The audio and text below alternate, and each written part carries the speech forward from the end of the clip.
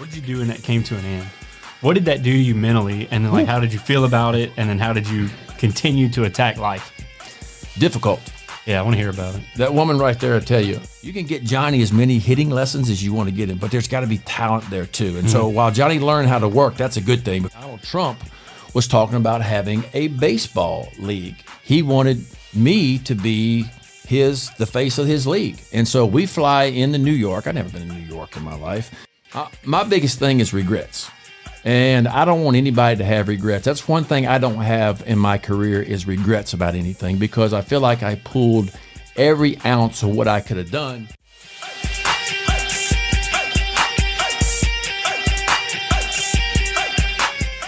What's up, y'all? Welcome back to another episode of Hustle Makes It Happen, the podcast.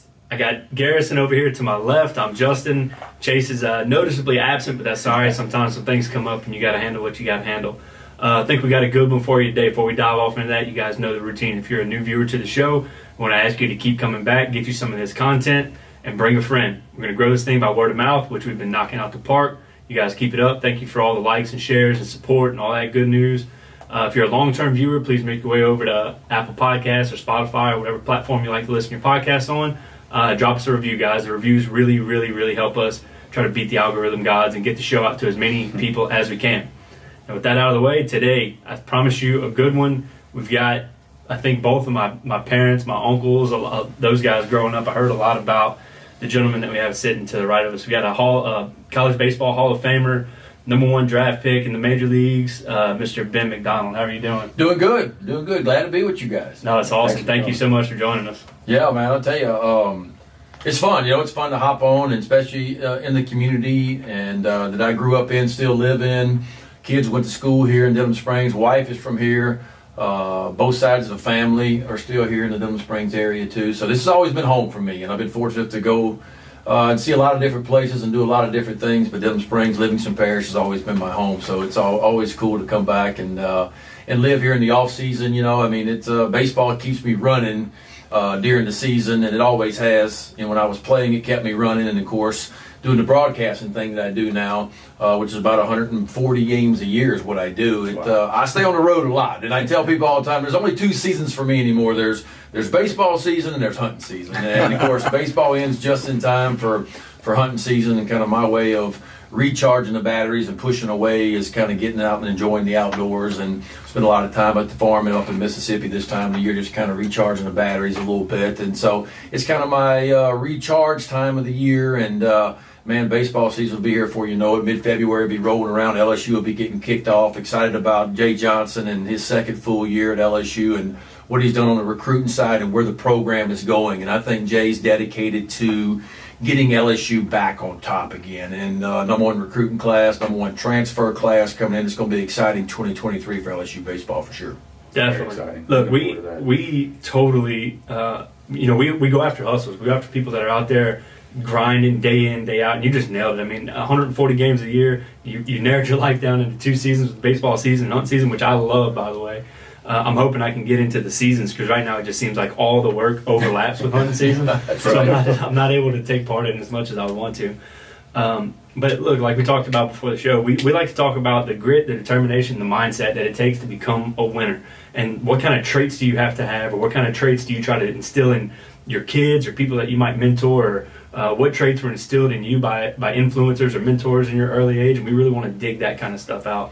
So before we jump off into that, why don't we start by you just telling us and telling our viewers and listeners a little bit about yourself, a little bit about your backstory, and we'll go from there. Well, I grew up right here, and grew up south of the interstate and still live right there. Mom and Dad live across the street, and I was part of Denham Springs when Denham Springs wasn't so big many years ago. And of course, went to high school at Denham back in the mid to late 80s and graduated in 86. And just grew up, and Mom and Dad just got me involved in sports. That's what I wanted to do as a kid, and I had the drive to want to succeed and want to be as the best player that I could be. And I think sports is so important for our kids because it teaches you how to compete. And when you learn how to compete, the competitiveness in you will take you through your life. Even when you get through playing sports, I think you have to compete for everything you do in life, whether that's your grades in school, whether that's relationship with your parents, relationship with your girlfriend, your wife, your significant other. I think you got to learn how to compete. And I learned how to compete at an early age. And mom and dad instilled in me, and the coaches that I had, that there are no shortcuts. You're going to have to work hard to achieve the things that you want to achieve, whatever that is, not just in sports, but if that's in school with your grades, competing for a job, everything you do. I think I learned that at an early age. Now, there's not always success. There's failures along the way.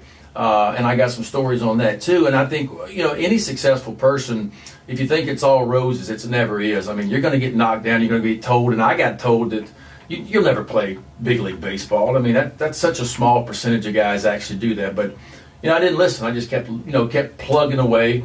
Actually, basketball was my favorite sport growing up, and was lucky enough to go to LSU on a basketball scholarship with the intent of playing baseball too. But basketball taught me a lot of, about how to compete. Baseball came natural for me. Basketball didn't, but that's where I learned how to compete with Dale Brown's teams, in 87 and 88, and was fortunate enough to play in the Elite Eight there and then go to the College World Series all in my freshman year, and so it really happened fast for me. But that's what, and I was fortunate enough to coach my daughter Jory through her softball years, fortunate enough to coach my son Jace through his baseball years, and got to visit and mentor kids, and I enjoy doing that, and to watch them grow, see them go and have success, but failures too. And the failures is how you pick yourself up. Whether you're competing for anything, you're going to fail at what you do. The question is, how do you respond to that? And that's what I learned, I think, at an early age. And it's not easy. I mean, it's never easy. And I'll tell y'all a quick story. I came out of Denham Springs High School and, man, won a state championship here. The only baseball state championship ever won still in Denham Springs history. Very successful on the football team, the basketball field, and got over to LSU. And I thought success would come easy, and then all of a sudden I go to Omaha my freshman year, and then Skip Bertman puts me in a ball game, and we're down to the semifinals against Stanford, and our closer got in some trouble, so he brings a freshman in by the name of McDonald, and I come in and hit the first batter and then give up a grand slam. And Stanford walked us off. Man, that was my freshman year, and it was the first time in my career that I'd actually really failed at something.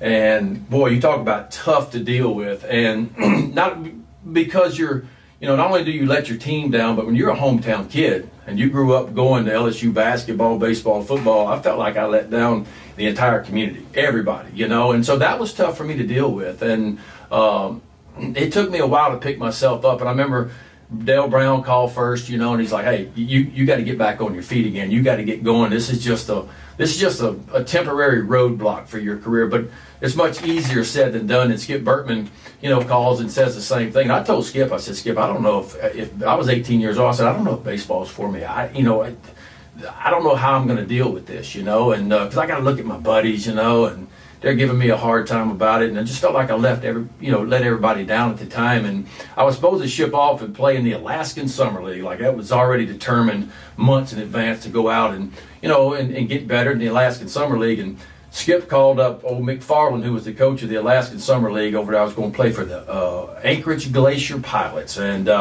he called up McFarland and said, "Listen, we got to get McDonald back on the mound as fast as we can get him on the mound.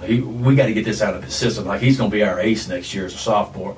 And so Skip said, "Ben, you need to go out there and play." And I was like, "Coach, I don't know." So I thought about it for about a week and didn't come out of the house a whole lot. Didn't want to talk to anybody. But finally I agreed to go. And McFarland picks me up at the airport there in Anchorage. He goes, "Oh, by the way, you're starting our first game tomorrow night."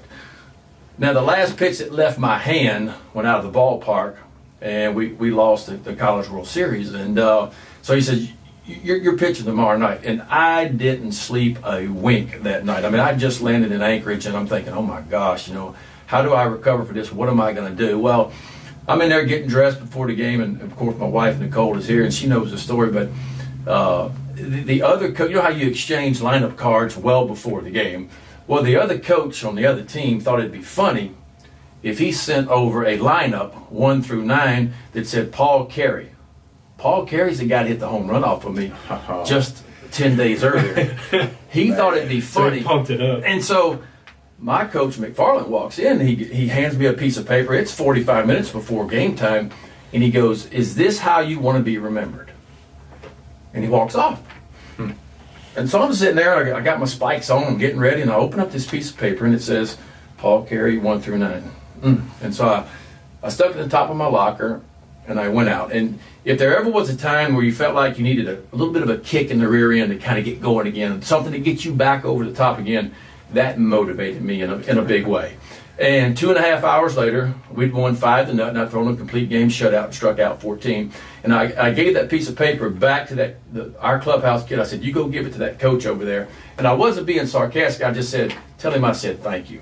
And he meant it for it to be funny as a dig to me, but it's what got me over the top and started my career. And of course, the next year had a great sophomore year at LSU, made the Olympic team. We won a gold medal. And then the following year was the #1 pick in baseball. And so I tell kids all the time about my personal experiences in failing. I don't know anybody that's gone through the sports world that didn't fail. Take Michael Jordan. You guys know the story, right? Didn't even make the sophomore basketball team. Best player to ever play the game. Failures, but it motivated him to be better. That motivated me to be better. So we're going to have failures in whatever we do in life, whether it's your schoolwork, your relationships, sports, jobs that you may or may not get along the way. You're going to be told certain things, but I always felt like that I was a guy that was determined, hard-headed, I guess, in some ways, but hard-headed with a purpose, with goals in mind. And so that's kind of one of my stories on failure. Katie Benton Thompson is your local trusted realtor. Born and bred in real estate as a third-generation realtor, she deals with developments from lots and to houses. Katie was raised building the parish of Livingston. Her family roots have grown this parish for the last 30 years. This environment has educated Katie in all areas of real estate.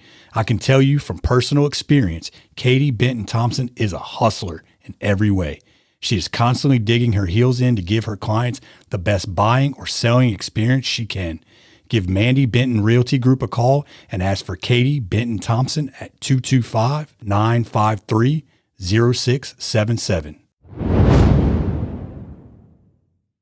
What do you think that drive to not let those negative things, not let those failures impact you in a negative way, where do you think that drive and that mindset came from? And the reason I'm asking is because a lot of people, myself included sometimes, we'll run into roadblocks and the initial instinct is to back out or quit, right? And I think yours was too. You said you gave up the home run and you wanted to quit, but what pushed you over that edge? What gave you that next little gear to catch? Was it something that happened early in childhood, or just the way you were raised, or you think it's like an internal personality trait, or what? I think it's all those things. I really do. It's a combination. I really do. I think it's your parents believing in you, a support group around you that believes in you, what's built inside you. I was always a guy that never wanted to fail. I always wanted to find a way to succeed. Didn't always happen, but I always driven this. I was going to show you. People told me, well, you can't do this, or that's the end of this, and whatever. But I don't know. It's just, it was part of me.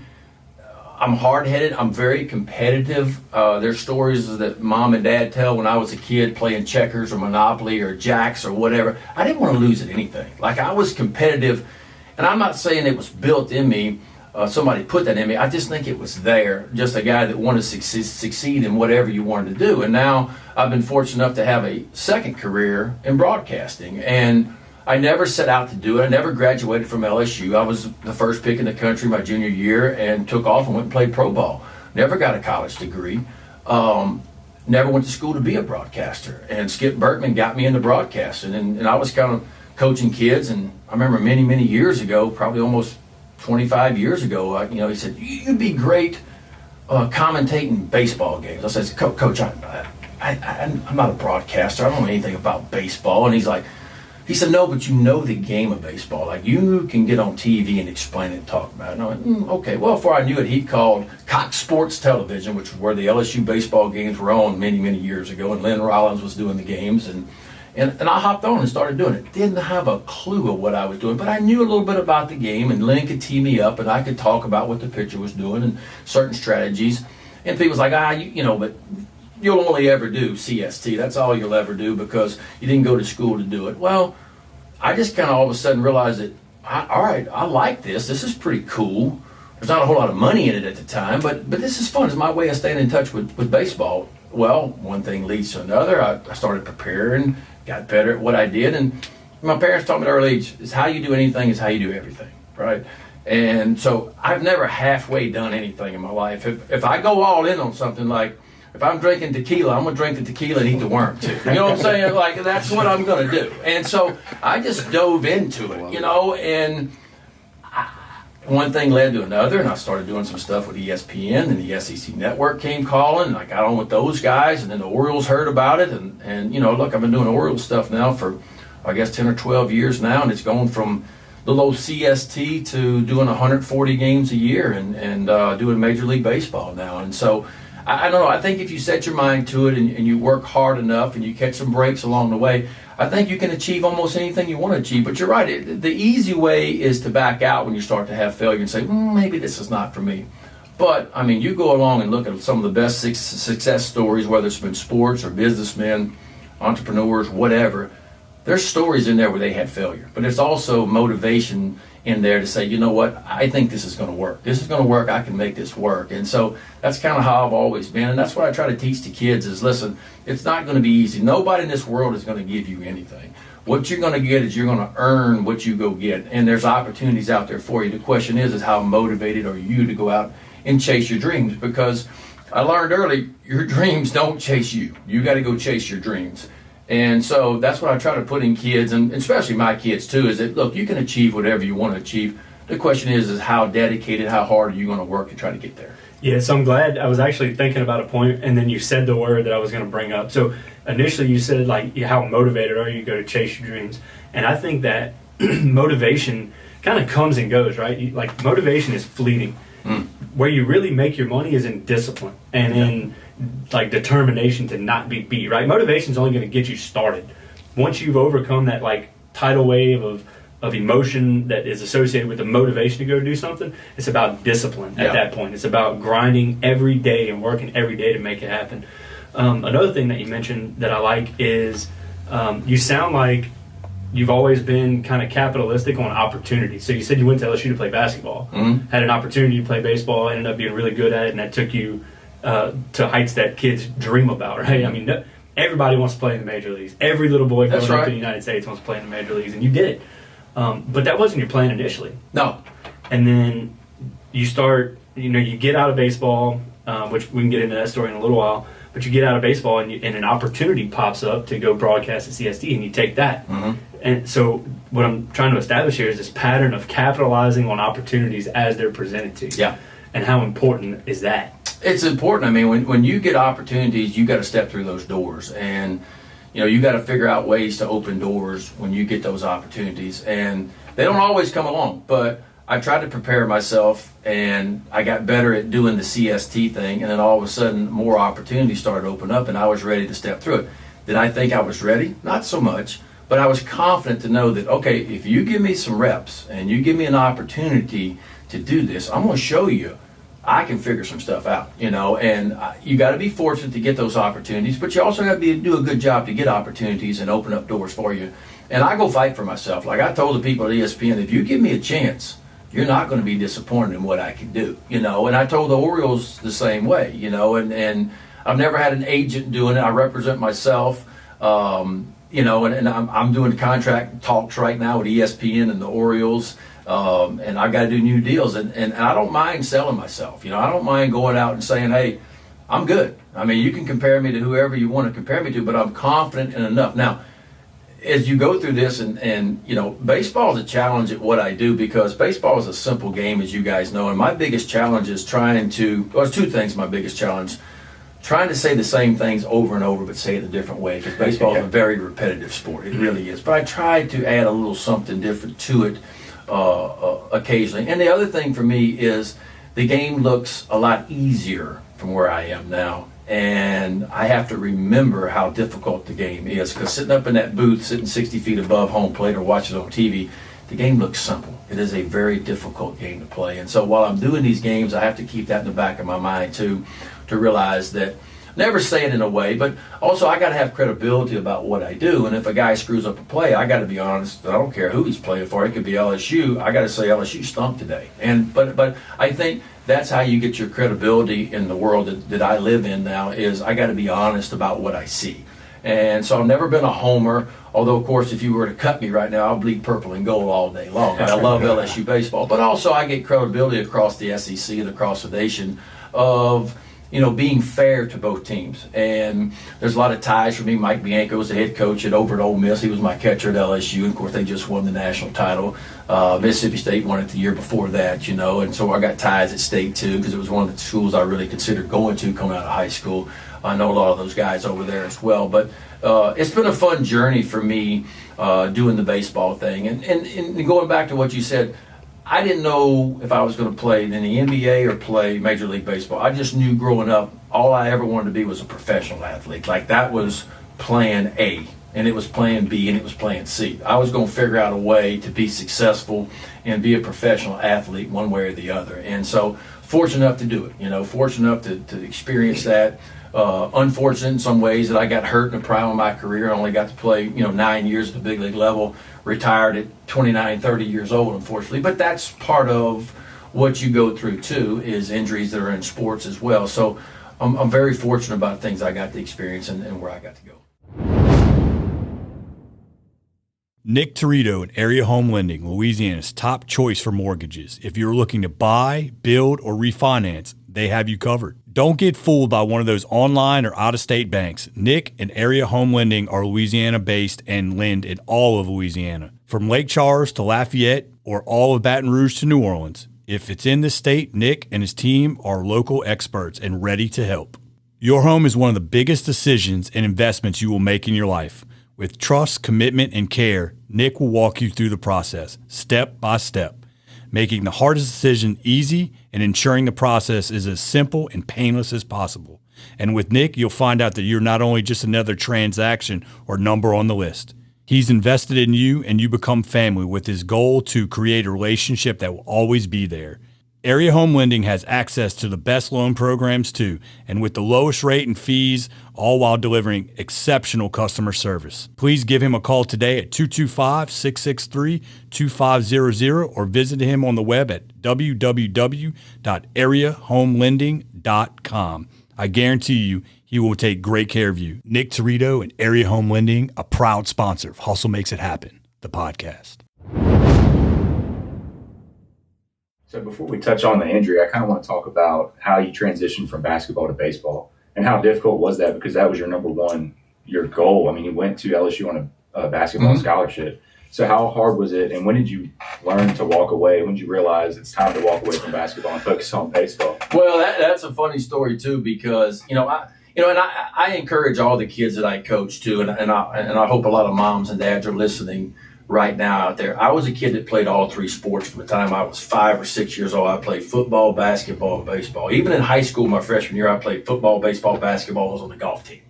And so what I'm getting at is a lot of parents now want to specialize with their kids and say, well, my kid's a baseball player. And I say no. I say get your kids involved in as many sports as you can get them involved in that will allow you to keep up with them. And if they want to be in charge of everything, if they want to go out and play, let them play multiple sports. There will be a time for you to try to focus on one. And that came for me in college. I went to LSU on a basketball scholarship and highly recruited, parade All-American, all that stuff coming out of high school. But I got to LSU and I got over there and I went, okay, I'm a pretty good basketball player, but baseball, after my freshman year, I get up to like 97 on the radar gun after my freshman year at high school, in college, and I go, okay, all of a sudden,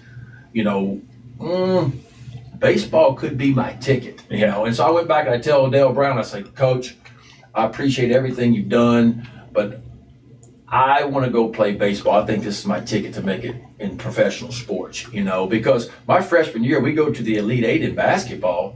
I don't get out to the baseball field for Skip Bertman until the SEC play had already started. I missed almost half the season that year because we went so far in basketball.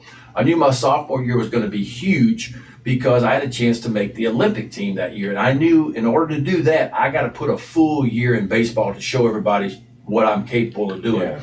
And so I go tell Dale that. Dale says, well, you're making a mistake. Dale's like, listen, you're going to play in the NBA, Ben. You need to stick this out. I really think you can play in the NBA. And I said, well, Dale, I don't know, but I know baseball's calling right now, and I'm throwing 97, and not many people are. I think that's going to be my ticket. He said, well, I tell you what, I'm going to keep you on scholarship anyway. Even though you're not going to play, I'm going to keep you on scholarship your sophomore year, just in case you change your mind. Well, we're rocking along, and fall ball comes, and all of a sudden, October rolls around, and I get a phone call, and Dale calls. He says, listen, the entire team has come down with mono. I don't even have enough players to practice right now. Would you please come out your sophomore year and play basketball again? I said, I tell you what, Dale, because you kept me on scholarship and I love basketball, this is what I'm going to do. I'm going to come give you another body, and I'm going to play basketball all the way till January the 1st. And when January the 1st rolls around, I'm riding off in the sunset, I'm going to go play baseball. He said, perfect. And so went and played another half a year of basketball for Dale because they didn't have enough players. We had 8 players when I showed up. Got to play a little bit more and helped him out in some ways. And I loved basketball because basketball kept me running. I always said for pitchers, probably the most important thing is our endurance and our legs. Well, what a better way to get your legs in shape than run out there on the court every day. And so when I got out to baseball, my legs were in such great shape. I just had to get the arm in shape, and I was ready to go, And so that's how all that got started with basketball and how I ended up getting away from the basketball program. You always look back on your career and you wonder where basketball could have taken you. But at the end of the day, I think I made the right decision, and being the first pick in the draft and getting to play Major League Baseball, I think I made the right decision. Going back to kind of way back in the beginning, talking about team sports and how important that is for kids. And it kind of goes back to the question I asked you a while ago about where does that drive to do better come from? I can tell you, from my personal experience, I grew up playing baseball, right? I tried to walk on at LSU. We'll get to there in a minute. I didn't make it, but I just wasn't good enough. But whenever I was really young, I was really, really bad at baseball. I played travel ball with my older brother, and we played in what was the Dixie baseball, baseball. We played in that, went to the little World Series that they had in Chattanooga, Tennessee when we were 8 or 9, and then played travel ball for a couple of years, and I just was not good. Yeah. And I was really not good. I was just kind of tagging. My brother was very talented, just naturally talented as a 9-year-old. So I was kind of just tagging around with him. And then we got out of tournament ball and started playing rec ball kind of locally. And it's so funny because jiu-jitsu is like this. I just recently started training in jiu-jitsu, and a guy that we interviewed before that owns a jiu-jitsu gym, Josh Mancuso, sat right here, and he said, it doesn't matter if somebody's trained for 3 months. If you've trained 0, they're going to be exponentially better than you are. Sure. And what was weird was when we left travel ball and came back to play local ball in Springfield, the reps that I had got with such high-quality athletes made me average or just a step above average in the local rec ball league. And I think that might have done something for me mentally that made me want to stick baseball out through high school. But I was always one of those kids that had to work. I mean, I played baseball with my brother my entire life. He was just naturally good. You know what I mean? So he would show up to practice and do what he had to do, but it seemed like I had to put in the reps every week. I had to if I was going to compete, I had to practice. And I pitched in high school. I didn't start pitching until high school. Whenever I got to high school, our pitching coach was like, why don't you come throw a little bit? Ended up pitching, lettering in high school and all that. And then I left little bitty old Springfield High School and didn't have any looks from really anybody other than, making the all-district team twice, I think, just junior and senior year. I said, I'm going to walk on at LSU because I was big dog of Springfield. Sure. So I'm going to go walk on at LSU. And I went in, threw a bullpen at LSU, and I remember Coach McNary called me into his office after the tryout, and he's like, son, 5'10", 100, and I was 170 pounds at the time, 170 pounds, right-handed, low to mid-80s on a good day. He's right. Sometimes we just have to come to terms with the fact that our baseball careers are over. Yeah. I was understood, Coach. I appreciate the honesty. But where I was going with that was that, some of us, and it goes back to that work ethic and that drive and that determination. I wasn't highly successful in baseball by anybody's imagination. But I was able to perform at a pretty good level in high school, at least be competitive in high school because I was willing to put in the work. That's right. Where a lot of people, you said a while ago, you got to get lucky to get opportunities or you got to just be naturally gifted at some things. But there's a way out of that, right? There's a way to make yourself successful, and that's through the grit and the grind and the hard work. 100%. I mean, some of the kids that I've coached, and it's weird. I mean, when we talk about youth league kids, they all mature at different times. And there was a lot of kids on the softball side of things with my daughter and on the baseball side with my son that were very average to below average at 8, 9, 10 years old. But what you said was, and I think it's a benefit, when everything comes easy to an athlete at an early age, sometimes you don't learn how to work because you're naturally gifted and you can get by and you can be better than most just living on your natural talent. What was fun for me is to see the kids that were less than average but had wanted to work and wanted to get better. And I saw it coaching. I guess I coached a total of about 15 years between both of my kids, coaching travel ball, youth league, basketball, softball, baseball, football, you name it, I coached it. But what was cool for me to see is those kids that were less at an early age but really wanted it. They were motivated to try to get better. They didn't give up. And it was difficult for them. They didn't see the baseball field, didn't see the football field a whole lot, but kept working. And then all of a sudden they matured a little bit later than what everybody else did, but they had learned how to work early. And then all of a sudden the talent caught up to what the work level was. And those are the kids I saw start to succeed. And it was fun to watch. Whereas the kid that had a ton of success early really didn't learn how to work any more than that. And all of a sudden these kids caught those kids. And in high school, end up passing them in a lot of cases. And my son's a perfect example of that. My son, Jace, who like below average in sports growing up, like slower, couldn't do a whole lot, but was somewhat motivated. But he was a little bit later. Like all of his buddies were playing travel ball at 9, 10, 11 years old. Jace never wanted to do that. Like I made a mistake in parenting, and my wife will tell you, I pushed my daughter. She was my first. And I made an animal out of her. You know, I mean, it's like, that's all I knew because that's how I was coached. Mm-hmm. And that's how I was raised. And boy, we worked hard. And gosh, she was really good. She got good, and she'd rip your eyeballs out. She was just one of those kind of players on the basket. Oh, yeah. just me. My son wasn't like that. And he was more like his mom, more laid back. But I made some mistakes with my daughter. And I said, I'm not going to do that with my son. And so I let him come along at his own pace. And finally, he turned about 12 or 13 years old. And he goes, Dad, I think I'm ready to play travel ball. Well, okay. Well, we'll hop into it. We were just playing, like you said, we were playing Babe Ruth baseball here at North Park, you know, and he was just rocking along, playing his 12 games a year, and he was happy doing rec stuff, and I was happy coaching him, whatever. And so then we began to ramp up a little bit, and Jace began to work a little bit, and still he was not one of the better players, but with his work, and then all of a sudden he decided, and all of a sudden he started to mature a little bit, and he becomes a pretty good high school pitcher, gets to go over to LSU Eunice on a scholarship. They win the national championship in junior college ball and gets to pitch a little bit, you know. And so I tell people all the time, don't panic about your kids at an early age. Don't panic that they're not as good as Johnny is right now. Just keep pushing them out there, keep letting them, keep motivating them, keep being positive with them, get them some lessons if that's what you want to do, and keep pushing them in that direction and see what happens, because we all want our kids to be the best growing up, right? We always want them to dominate on the field or on the court or whatever. But some kids just rock along at a different, and I told you guys, and I love the Michael Jordan story, you know, about not even making his basketball team. Can you imagine Michael Jordan did not? How does that high school coach feel right now? I was just about to say that. You cut Michael Jordan from your high school basketball team. But again, he was a little bit shorter. He matured late. Remember, he grew like 5 or 6 inches the next year when he went back out, matured, but he worked really hard at what he had to do, and all of a sudden he becomes the greatest basketball player of all time. So there's success stories out there everywhere. The question is, how motivated are you? What are your dreams? What are your goals? And how hard do you want to work to try to get to those places? And I don't know, like I said, I don't know anybody that's going to give you anything in this world. And that's what I try to tell kids today is that, man, if you want something, you got to be dedicated to the point. I think Mike Tyson said it best. He said, discipline is going to do things that you hate to do, but doing them in a way that you love to do them. That's discipline. Getting up, preparing yourself every day to chase your dreams. And if you do that every day, and look, my biggest thing is regrets. And I don't want anybody to have regrets. That's one thing I don't have in my career is regrets about anything, because I feel like I pulled every ounce of what I could have done out of what I did.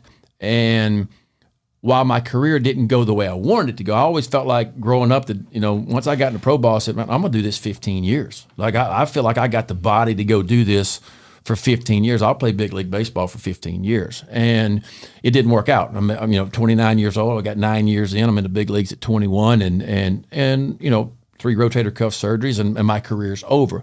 But I don't have any regrets about the way I went about it, because I felt like I dedicated and did all I could do while I did it. And I think as an athlete or anything you do in your life, if you don't have regrets at the end of the day, that's a good thing, right? I don't want anybody to look back and say, man, what if? What if I'd have chased my dreams? I always tell people, don't be afraid to fail. Failure's part of what you do. Failure's part of life. Life's not easy all the time. It's not. It's difficult to get through life sometimes. But I think in the end, it makes you better. It makes you better if you can push through those kind of things. Yeah, absolutely. Hey, y'all, if you're in the market for a real estate attorney that can handle all your title work needs, all your closing needs, all your succession needs, whatever your needs are in the real estate industry, look no further than our friends Shay Landry and the group at Milestone Title. Y'all, we use these guys for our personal business, and they have never let us down. They've been on top of the game every time we've used them. So whatever it is that you're looking for in the real estate industry, as far as a closing attorney or title work is concerned, check out our friends over at Milestone Title. Milestone Title, a proud sponsor of Hustle Makes It Happen, the podcast. So what did you do? You said a while ago that Major League Baseball or being a professional athlete was plan A, plan B, and plan C. Yeah. What did you do when that came to an end? What did that do to you mentally? And then, how did you feel about it? And then how did you continue to attack life? Difficult. Yeah, I want to hear about it. That woman right there, I tell you, it was because you're first of all, you're mad, right? I was mad. I think I went through all the same depression things everybody else goes through. Why me? This is not supposed to happen. Like, this is not how I want my career to go. This is not how it's going to end. Oh yeah, that's how it's going to end, And so I went through all those things, mad at the world, mad at my family, mad at my wife, took it out on everybody. But I think it's only natural you begin to go through those things and you accept it for what it is. It took me a while to accept it. But you also realize, and I started to look back on it, but I also said, well, I was fortunate too. How many kids from Livingston Parish get to go play big league baseball? And while it didn't go the way I wanted it to go, I did it the way I wanted to do it. And it just was fortunate that I was unfortunate in some ways, and it wasn't God's plan for me to pitch more than 9 years. It just wasn't, because I did 3 surgeries. I had 3 years of rehab, 6 days a week, trying to come back from it. It just wasn't meant to be. So there was a time in there where I was angry, I was disappointed, I was mad, I was all those things. But I also realized that I think that's pretty normal behavior when you worked your whole life for something and all of a sudden it's just taken away. Like, it's gone. In a blink of an eye, it's gone. Like, I'm going from being the ace of a pitching staff to pitching opening day to all of a sudden I'm out of the game. Like, it's over, and but I also realized not many people an athlete's career ends the way you want it. Very rarely does a guy walk away from the game under his terms. Very rarely. Normally it's injury or you're just not good enough to perform anymore. That's just part of it. And so it took me a while to try to figure out what I wanted to do. Had young kids at the time, and I just kind of buried myself into coaching. I got really involved in coaching, helped coach up here at the high school, coached high school softball, and really got involved in that in some ways. And that kind of helped me try to stay in the game in some ways. And then I think commentating, when that door opened up, that really helped too, as a way to stay in the game too. But there was about a 4 or 5 year period that I wouldn't even watch baseball. Like, I just couldn't even watch it on TV. I was so bitter because of my injury and what I went through. But, I think time heals a lot of stuff, and time healed it for me. You don't always understand why you go through certain things. But again, it was a part of a bigger plan for me. And now I have fortunate enough to have a second career. And so maybe the fact that baseball ended early for me gave me an opportunity to get in the broadcasting world and start doing these kind of things. And so while I wish I would have played 15 years, I don't regret any of it, because I worked my tail off to try to get to where I was and try to stay where I was at. It just wasn't happening. Yeah. Yeah, and so I love what you said, because it's very similar. We had Justin Vincent in here. To say that. Way back in season 1. He's like our second episode, I think, second or third episode. But his career was cut short. Maybe it was just one of those things where he wasn't progressing to the level that he needed to remain competitive or whatever. But he was at the pinnacle in the national, winning the national championship with LSU, and then getting drafted and going to play. Ended up playing for the Steelers, and then it was like 5 or 6 years, 4 or 5 years with the Steelers, and Super ended Bowl. up getting cut. Went to the Super Bowl, didn't get to play, but ends up getting cut. And we asked him kind of the same question. He was like, "Dude, I'd been training literally his entire life for that. Right. Right. And then it ends, and he's 24, 25 years old. Yeah. You know, you were right at 30. I Yeah. guess. What are you going to do? Yeah, You know? and so we asked him that, and he said very similar. He said he went into almost a depression. Yep. Like didn't cut his hair, wasn't shaving, and finally, I guess his mom or his grandma had to like grab him by the shirt collar and be like, you need to do something. Like go back to school, figure something out. Yeah. But man, I couldn't imagine. I really could not imagine, you know, working my entire life to get to achieve a dream, and then it comes true, and you're performing, you're doing exactly what you thought you were going to be doing, and somebody just whoop, rips the rug out from underneath you. It's gone in a blink of an eye, and it's a difficult time. It really is. I mean, and it's difficult for everybody around you because you find a way to make them miserable.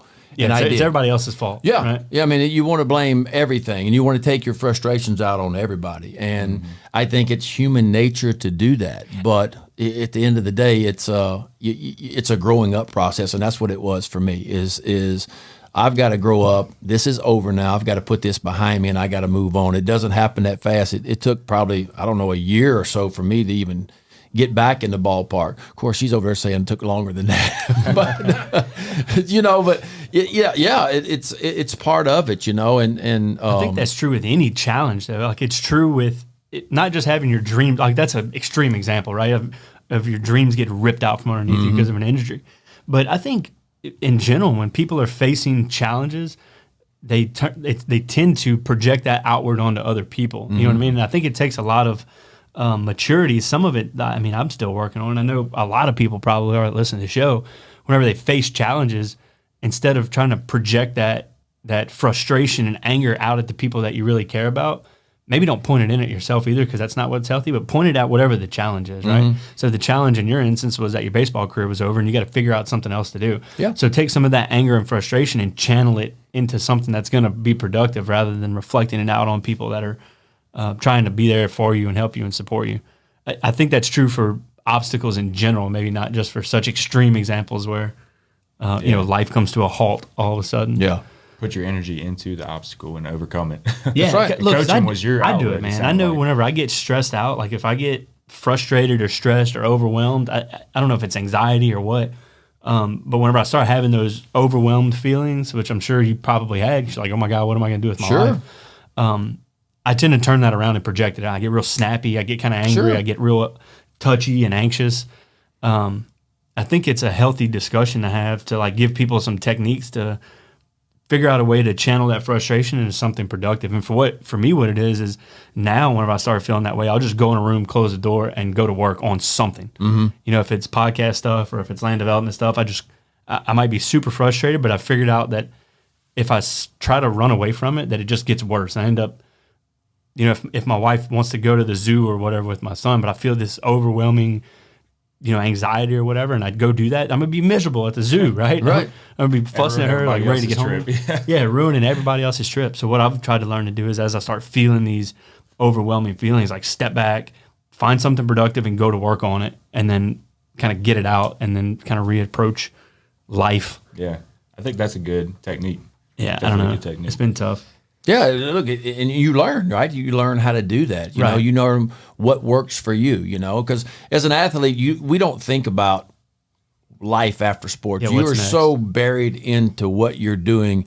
You got blinders on and you're just trying to succeed at what you're doing, and all of a sudden it's gone. Now you got to step back and say, whoa, okay, all right, where am I going to go from here? What am I going to do? What's going to keep me busy? Because I'm probably like you guys, I'm a busybody. Like I can't sit around and not do nothing. Like I got to be doing something, you know? And so that's how I was. And I just buried myself into coaching and doing those kinds of things. And then broadcasting came after that. And so I kind of buried myself into that. And that's kind of where it went for me. But it was not an easy ride to get to that point. We were talking about capitalizing on opportunities. So I think you got to know when to jump on opportunities, but you also got to know when to kind of let some pass you up. I read an article this morning, I want you to validate it for me, that said you were approached by Donald Trump in 1989 about some kind of baseball league that he wanted to get going, and you turned that opportunity down.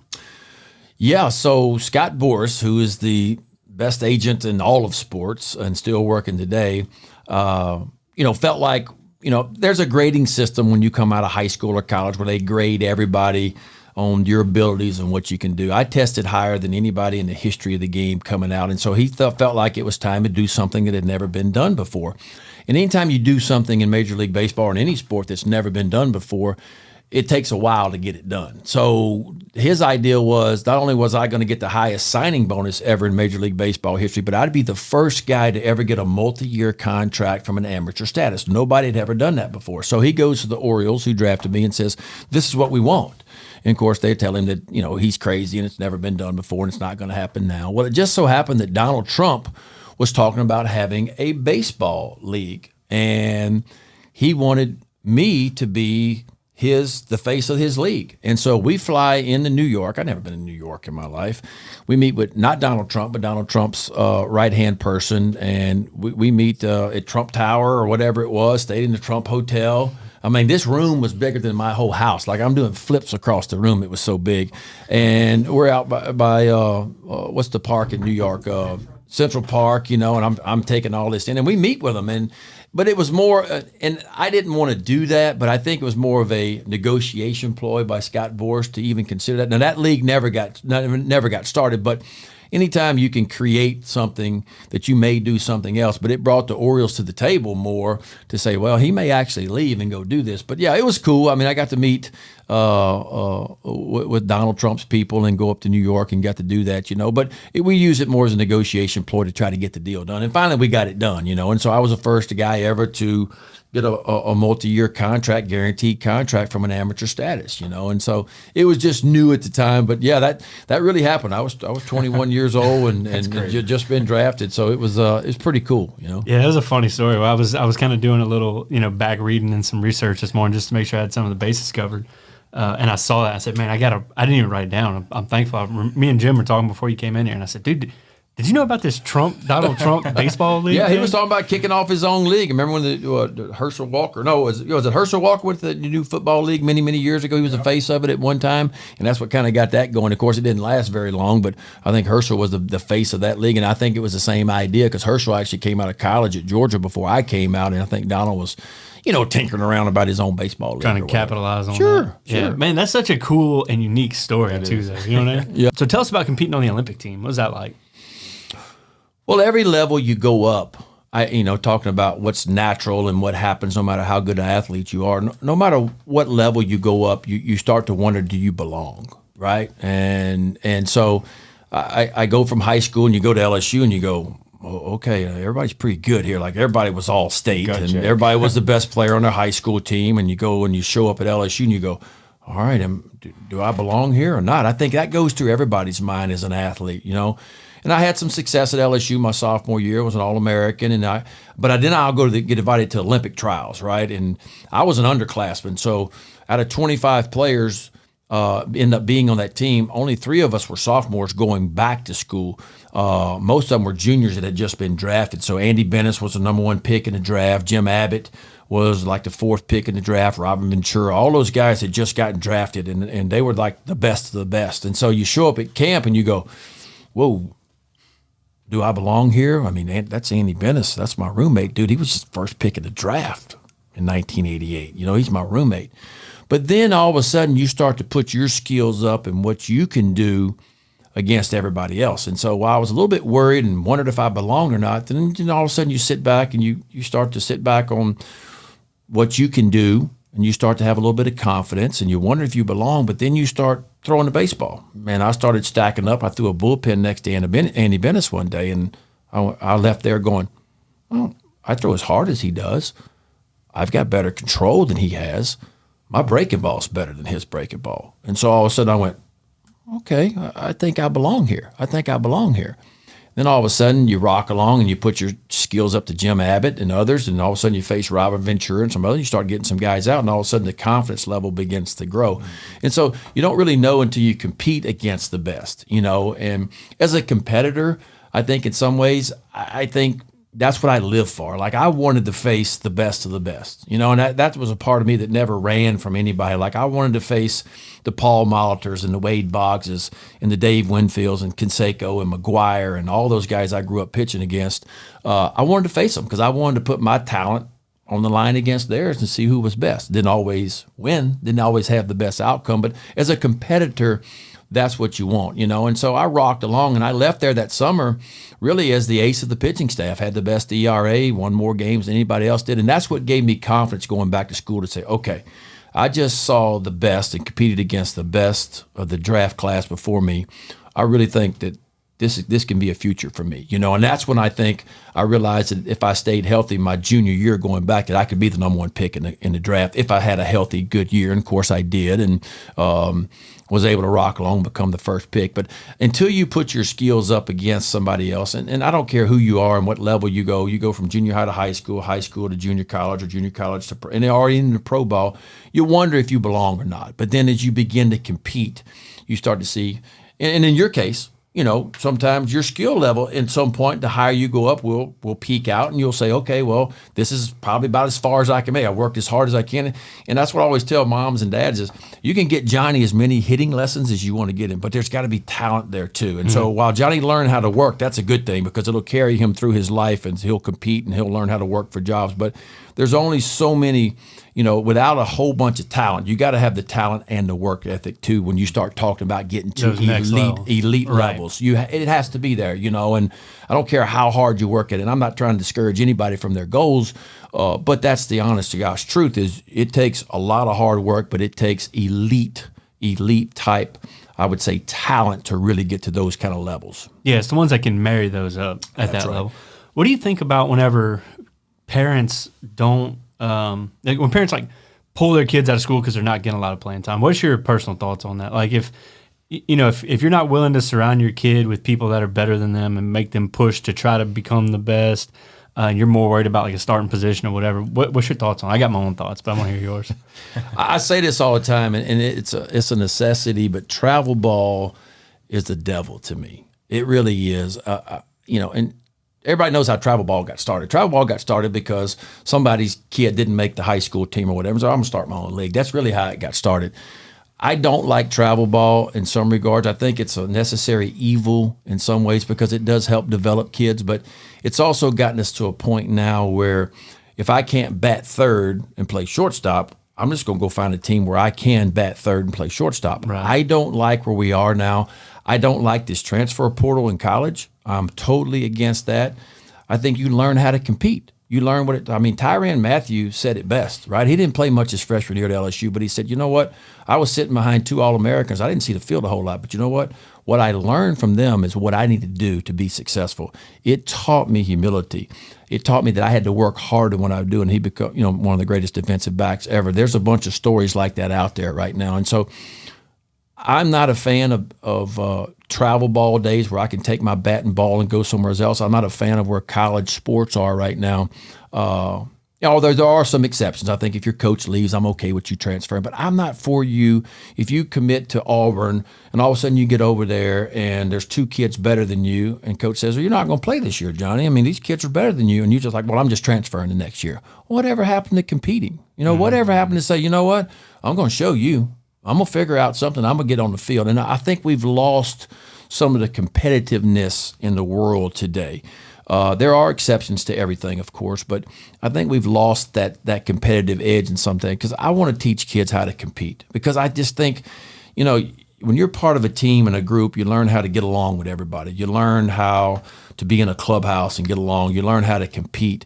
You learn how to work towards a goal. And that carries you into your job life too, where you work with other people at your job. Y'all learn how to push in the same direction that you want to go. And so I think, where the college game is right now, I'm a little bit scared of where it is right now. I don't know if it's sustainable. Where we are right now, this transfer portal stuff, this NIL stuff, I feel like it's getting just plumb crazy right now where we are. That's a whole different subject. But I'm for kids and parents saying to your son or your daughter, if you want something bad enough, we're not going to take the easy way out and transfer and go somewhere else. You're going to work your tail off. You're going to go compete. Well, that's where the winning's really done. You know what I mean? Yeah. It's the game on Saturday or Friday, Saturday, Sunday night. That's just a showcase. You know what I mean? The real growth and the real winning and the real work in life is everything in between those games. Sure. That's what I think. The game is the reward. The game is the reward that you go play.